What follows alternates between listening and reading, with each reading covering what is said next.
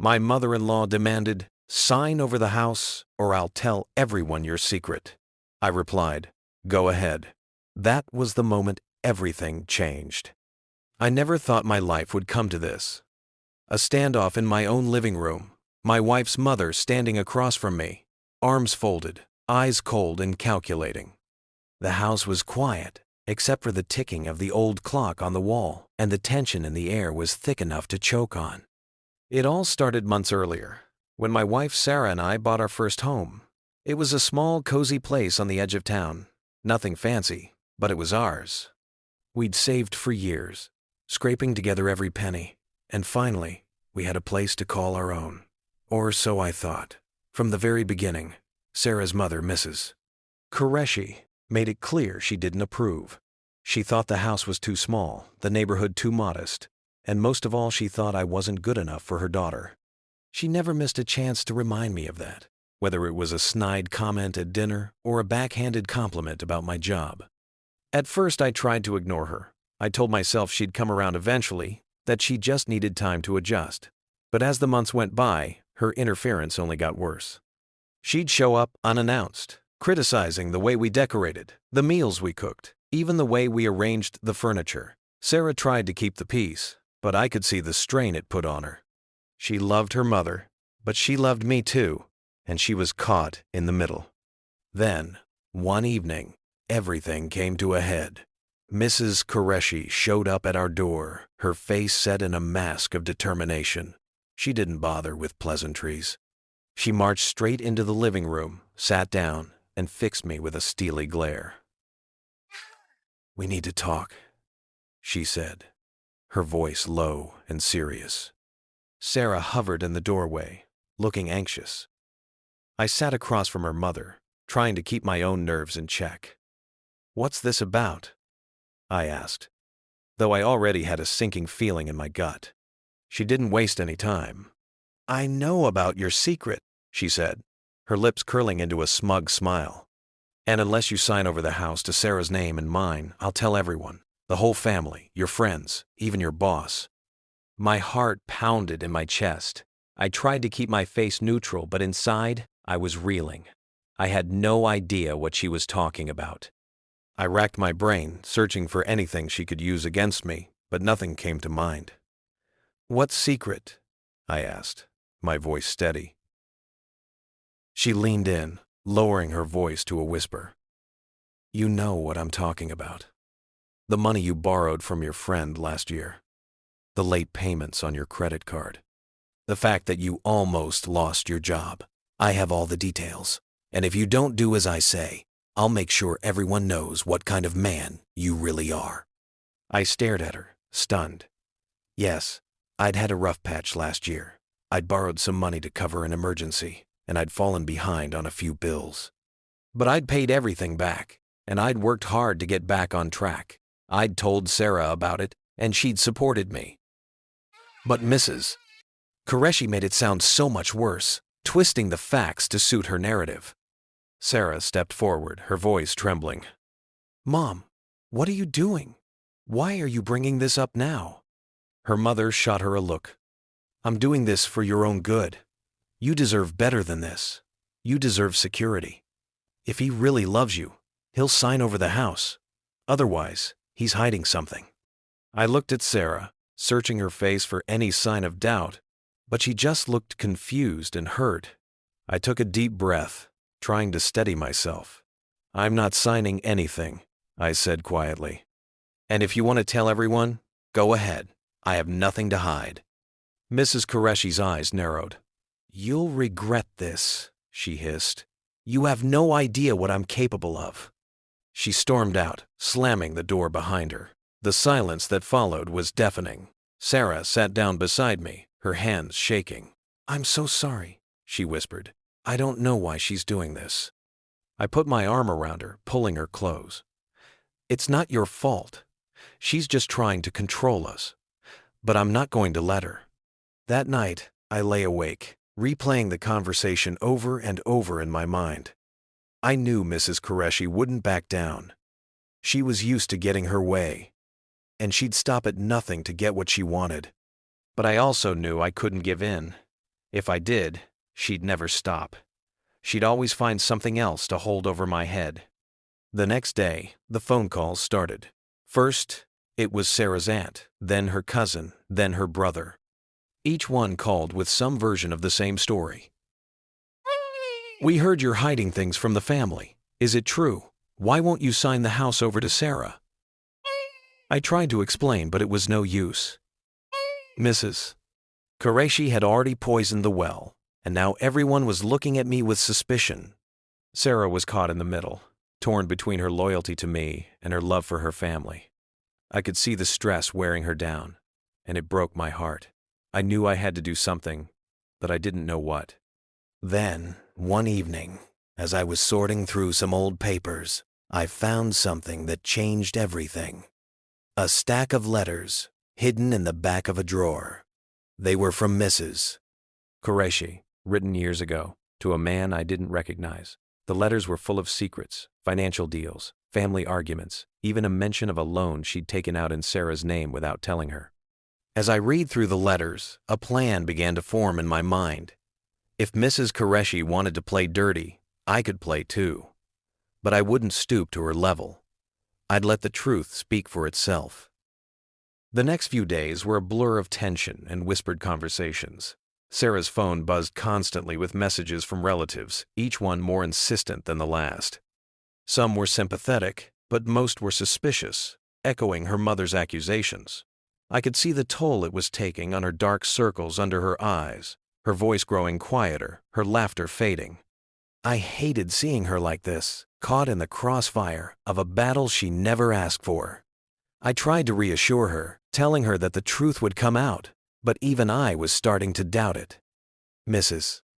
Qureshi was relentless, and her campaign against me was working. One evening, as Sarah and I sat together in the living room, she turned to me, her eyes brimming with tears. "I just want this to stop," she whispered. "I want my family back. I want things to go back to normal." I squeezed her hand, feeling helpless. "I know, but your mother won't stop until she gets what she wants, and I can't let her control us." She nodded, wiping her eyes. "What are we going to do?" I hesitated, then told her about the letters I'd found. At first, she was shocked. She had no idea her mother had taken out a loan in her name, or that she'd been hiding so many secrets. As we read through the letters together, I saw a new resolve harden in her eyes. "We have to show everyone," she said quietly. "They need to know the truth." That's when I knew what we had to do. Every year, the Qureshi family held a big reunion, a sprawling, chaotic gathering of aunts, uncles, cousins, and family friends. It was coming up in just a few days, and I realized it was the perfect opportunity.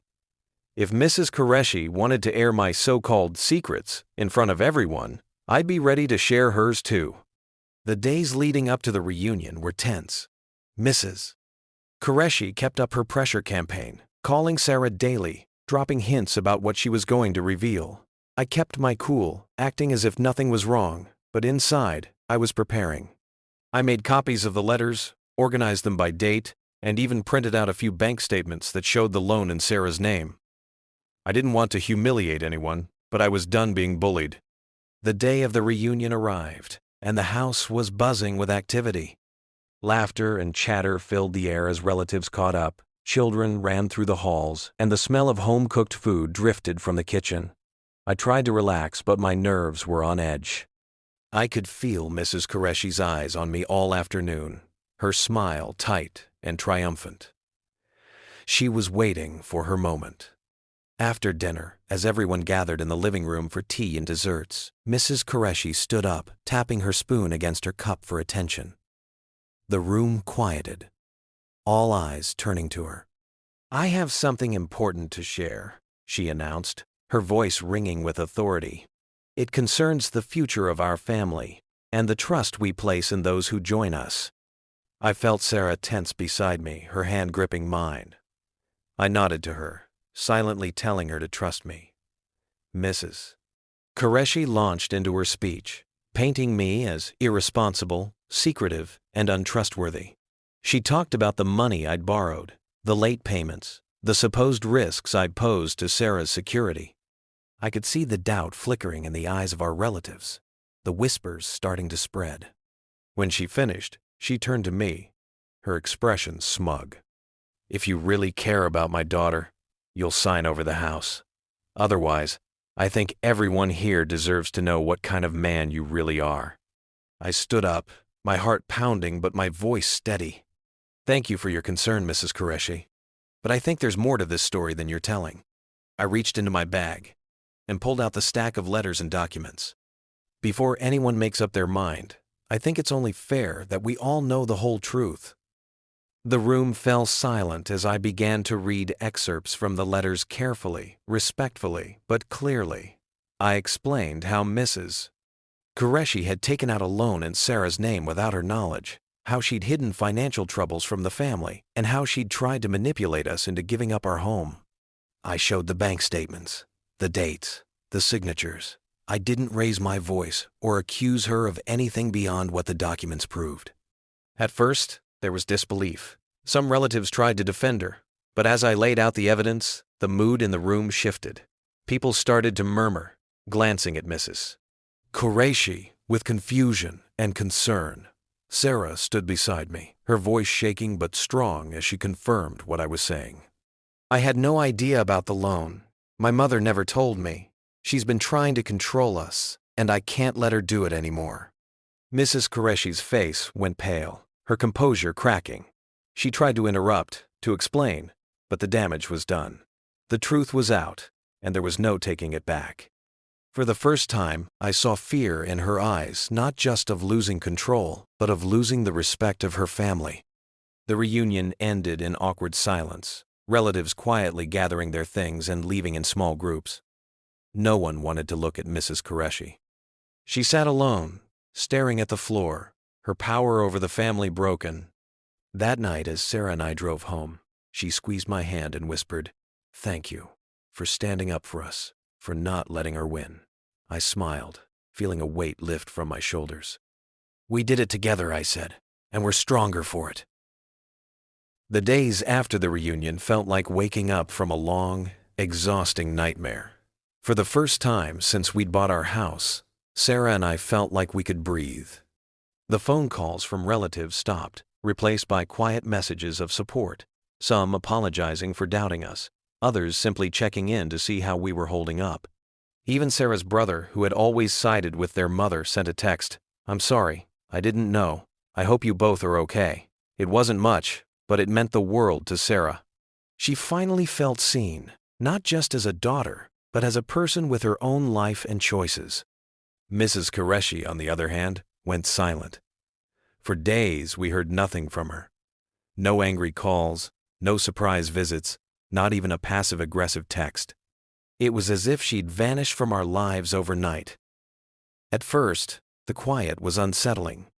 We kept expecting her to show up, to try one last time to regain control. But as the days turned into weeks, we realized she was truly gone, at least for now. Sarah struggled with the loss, even though it was a relief. She loved her mother despite everything, and the silence left a hole in her heart. I did my best to support her, reminding her that she'd done nothing wrong. "You stood up for yourself," I told her. "You set boundaries. That's not something to feel guilty about." We focused on rebuilding our lives, one day at a time. We redecorated the house, painting the walls a bright, cheerful color. We invited friends over for dinner, filling the rooms with laughter and warmth. We even adopted a dog, a goofy, lovable mutt, who quickly became the center of our little family. Slowly, the house that had once felt like a battleground became a home again. One afternoon, as I was working in the garden, I saw Mrs. Qureshi's car pull up at the curb. My heart skipped a beat, but I stayed where I was, determined not to let fear or anger control me. She got out of the car, looking older and more tired than I'd ever seen her. She walked up the path, stopping a few feet away. For a moment, we just stood there in silence, the weight of everything that had happened hanging between us. Finally, she spoke, her voice quiet and uncertain. "I came to apologize." I looked at her, searching her face for any sign of the woman who had tried to tear us apart. She looked back, her eyes filled with regret. I was wrong, she said. I let my pride get in the way. I hurt you both, and I'm sorry. I nodded, not trusting myself to speak. Sarah came outside, her eyes wide with surprise. Mrs. Qureshi turned to her, tears streaming down her face. I'm so sorry, Beta. I just wanted what was best for you, but I went about it all wrong. Can you ever forgive me? Sarah hesitated, then stepped forward, wrapping her mother in a hug. They stood there for a long time, both of them crying, both of them letting go of years of pain and misunderstanding. I watched them, feeling a strange mix of relief and hope. Maybe, just maybe, we could move forward. After that day, things slowly began to heal. Mrs. Qureshi started coming around again, but this time, she respected our boundaries.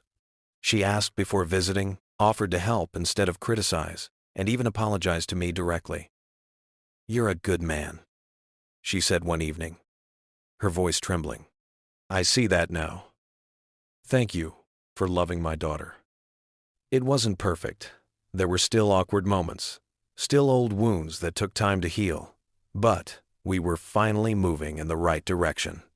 The family, once divided by secrets and manipulation, began to come together again, this time on a foundation of honesty and respect. Looking back, I realized that standing up to Mrs. Qureshi had been the hardest thing I'd ever done. But it was also the most important. It taught me the value of truth, the strength of setting boundaries, and the power of forgiveness. It showed me that even the deepest wounds can heal if you're willing to face them head-on. Sarah and I grew closer than ever, our marriage stronger for having weathered the storm. We learned to trust each other completely, to communicate openly, and to never let anyone come between us again. Our home became a place of safety and love, a place where we could be ourselves without fear or shame. As for Mrs. Qureshi, she changed too. She became softer, more understanding, and most importantly, she learned to let go.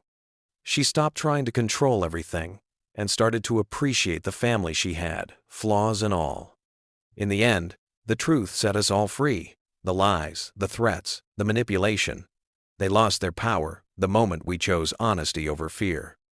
And as we sat together one evening, the three of us sharing a quiet meal in the home we'd fought so hard to protect, I realized that sometimes the greatest victories come not from winning a battle, but from finding peace after the war.